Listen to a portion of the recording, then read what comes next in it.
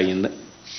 ఈరోజు ఒక మంచి కార్యక్రమం ఇదైతే రెండో మంచి కార్యక్రమం కూడా ఈరోజు చేస్తూ ఉన్నాం.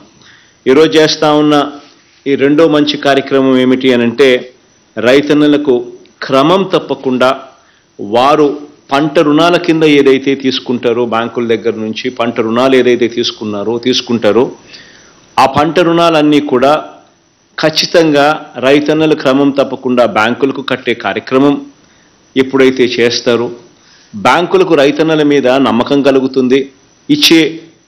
ఇచ్చే వెసులుబాటు, ఇచ్చే సొమ్ము కూడా ఎక్కువ మందికి రైతులకు ఇచ్చే పరిస్థితి కూడా నెలకొల్పుతుంది. ఇలా బ్యాంకులు రైతన్నలకు ఇచ్చే పంట రుణాలు, ఆ పంట రుణాలన్నీ కూడా రైతన్నలందరూ కూడా క్రమం తప్పకుండా కట్టే కార్యక్రమం, దీనిని ప్రోత్సహిస్తూ ఎప్పుడూ జరగని విధంగా రైతన్న వడ్డీ సొమ్ము బ్యాంకులకు కట్టిన వెంటనే మళ్ళీ ఆ రైతన్నకు క్రమం తప్పకుండా ఆ రైతన్నకు మళ్ళీ తిరిగిచ్చే కార్యక్రమం. ఈ తిరిగిచ్చే కార్యక్రమంలో భాగంగానే ఈరోజు 2021-22కు సంబంధించిన రబీ పంటకు సంబంధించిన రుణాలు కానీ, లేదా 2022 ఖరీఫ్ పంటలకు సంబంధించి ఈ రుణాల మీద దాదాపుగా 10,79,000 మంది రైతన్నలకు వాళ్ళు కట్టిన వడ్డీని మళ్ళీ ఆ రైతన్నలకు తిరిగి 0 వడ్డీ రూపేణ మళ్ళీ వాళ్లకు తిరిగి రీయింబర్స్ చేస్తూ, తిరిగి ఇస్తూ 216 కోట్ల రూపాయలు నేరుగా బటన్ నొక్కి ఈ కార్యక్రమం అయిపోయిన వెంటనే వారి ఖాతాల్లోకి జమ చేసే మరో మంచి కార్యక్రమం కూడా ఈరోజు జరుగుతూ ఉంది.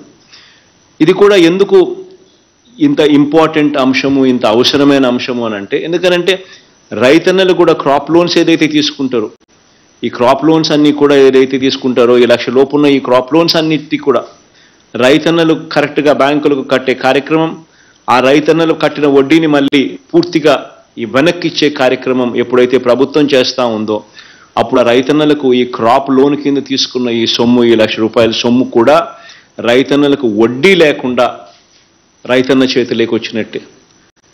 ఈ డబ్బులు రైతన్నకు తన వ్యవసాయంలో ఎంతగానో పెట్టుబడి కింద ఎంతగానో ఉపయోగపడే పరిస్థితి కూడా ఉంటుంది.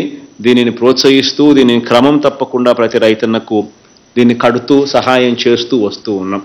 ఈ మాదిరిగా గత ప్రభుత్వం ఎగ్గొట్టిన ఈ 0 వడ్డీ రుణాలు అనేది, ఎగ్గొట్టిన 39,07,000 మంది రైతులకు ఇవ్వకుండా ఎగ్గొట్టిన బకాయిలు కూడా కలుపుకుంటే ఇప్పటి వరకు 84,67,000 మంది రైతు కుటుంబాలకు ఇచ్చిన 0 వడ్డీ రాయితీనే దాదాపుగా 2,051 కోట్ల రూపాయలు ఈ 0 వడ్డీ రాయితీ కింద ఇవ్వడం జరిగింది.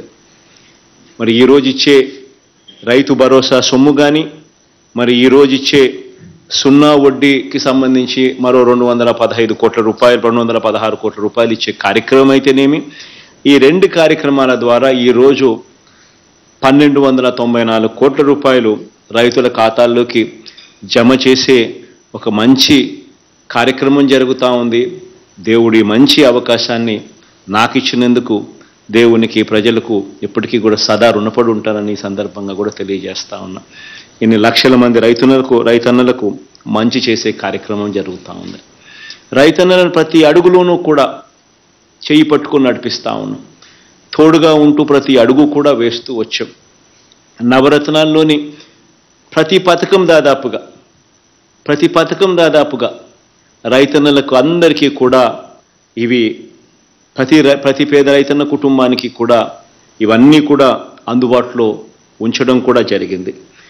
ఈ పెట్టుబడి సహాయాన్నే ఒకసారి తీసుకుంటే, మనం ఎన్నికల ప్రణాళికలో, ఎన్నికల మేనిఫెస్టోలో మనం చెప్పిన మాటలు ఒకసారి గమనిస్తే, మనం చెప్పింది 12,500 ఇస్తామని, 4 సంవత్సరాలలో 50,000 రూపాయలు ఇస్తాము అని చెప్పి మనం ఎన్నికల ప్రణాళికలో చెప్తే, ఆ చెప్పిన దానికన్నా మిన్నగా 5 సంవత్సరాల పాటు రైతులకు ఖచ్చితంగా ఇది అమలు చేస్తూ 12,500 రూపాయలని చెప్పింది ఏదైతే చెప్పామో దాన్ని 13,500 కూడా చేసి, ఏకంగా చెప్పిన 50,000 అని చెప్తే 13,500 ఇంటూ 5 సంవత్సరాల కింద ఏకంగా 67,500 ఇచ్చి, చెప్పిన దానికన్నా మిన్నగా ప్రతి రైతన్నకు 17,500 రూపాయలు ఎక్కువగానే ఇచ్చిన ప్రభుత్వంగా మన ప్రభుత్వం ఉంది అని చెప్పడానికి కూడా గర్వపడతా ఉన్నా.